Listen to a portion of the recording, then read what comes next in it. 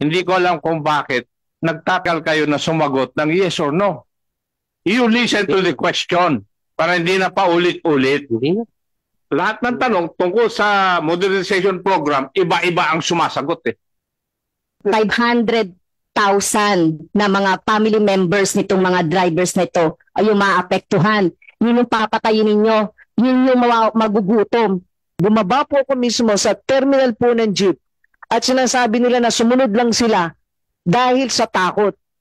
So sana ina-report nyo sa presidente. Sumusunod sa inyo dahil sa takot, di dahil sa gusto lang kalooban po nila. Mayroon akong panaginip. So ano na mangyayari dun sa mga jeepney na hanggang ngayon nagmamaneho pa rin ang kanilang sariling jeepney. So after January 31, sagutin na lang ako ng yes or no. Makakabiyahe pa ba sila individually or hindi na? Yung mga drivers po makakabiyahe pa po pagsama po nila sa kooperatiba po. Yung mga drivers po yan. Hindi na sumama sa kooperatiba, hindi na sila Sa decision na po nila yan. Yes, Your Honor.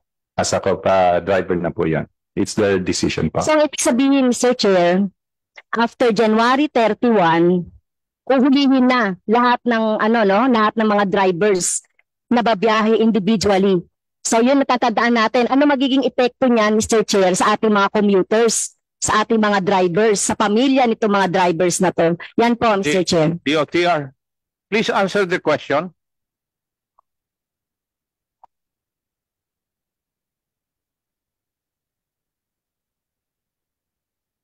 Mr. Chair, may we request that the board member Mercy Lainez be acknowledged? She will answer the questions. Yes or no lang nasagot yung hinihiling ni Honorable Castro.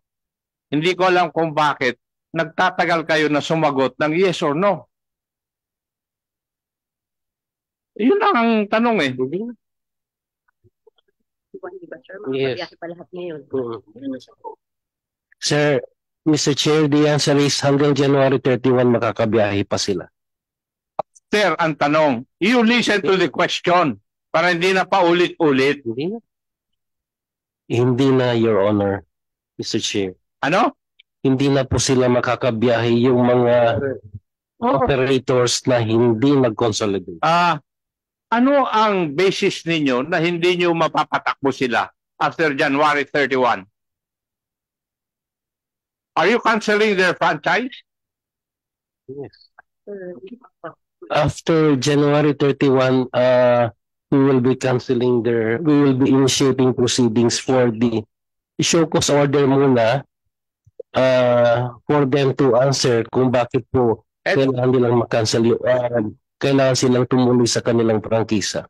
Chairman, yes po, sir. If you read the gist of the press release of the speaker, ang isa doon po na essential ingredient doon sinabi niya is you should look after the welfare of the driver.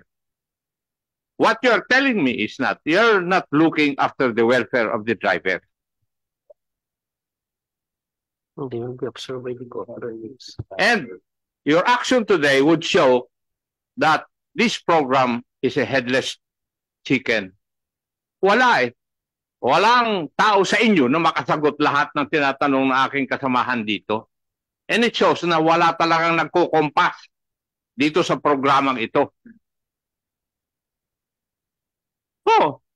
Kasi lahat ng tanong tungkol sa modernization program, iba-iba ang sumasagot eh. Diba? And it shows na nobody is in control of this program. And maybe that is the reason why 6 na taon na, nandyan pa rin tayo sa 10% ng consolidation. Diba? Yung rationalization ninyo, 10% pa rin. Mamaya, tatanungin ko nga kayo, alin ba ang nauuna dapat sa programa ninyo? Yung route rationalization or yung consolidation? Hindi ko maintindihan kung bakit sentrong-sentro yung consolidation sa inyo eh. Thank you. Tapos na po kayo? Hindi. Tapos na po kayo? Yes, Mr. Chair. So, siguro, irarapat ko na lang So, January 31, hindi napapayagan yung mga drivers na may individual prangkisa. In effect, Mr. Chair, 500,000 na mga family members nitong mga drivers na ito ay yung maapektuhan. Yun yung papatayin ninyo. Yun yung magugutom sa panahon na ito. Sa papayagan kaya yan ng present administration, Mr. Chair. Mr. Chair, Very true, Your Honor. Yes, ma'am. Thank you. Mr. Chair, can I batin lang, Mr. Chair? Tungkol din sa Opo. sige, I'll allow. Kasi Mr. Chair, yung sinasabi po nila na na-meet nyo po yung 76%, yan po ay isang kasinungalingan. Kasi po sumunod ang mga drivers at operators na masukal sa kalooban po nila na magkipag-consolidate dahil sa takot nga po nila na pagdating po ng January 31, wala na po silang pasada. Yan po ay interview namin. Bumaba po ako mismo sa terminal po ng jeep at sinasabi nila na sumunod lang sila dahil sa takot. So sana ina-report nyo sa presidente. Sumusunod sa inyo dahil sa takot, di dahil sa gusto lang kalooban po nila. Thank you po, Mr. Chair. Mr. Chair, tapos na to last. Sandali lang. Kasi kung pag-ibigyan ko kayo lahat, makukuha na baka magalit bigla si Honorable Marcoleta na kasunod dito.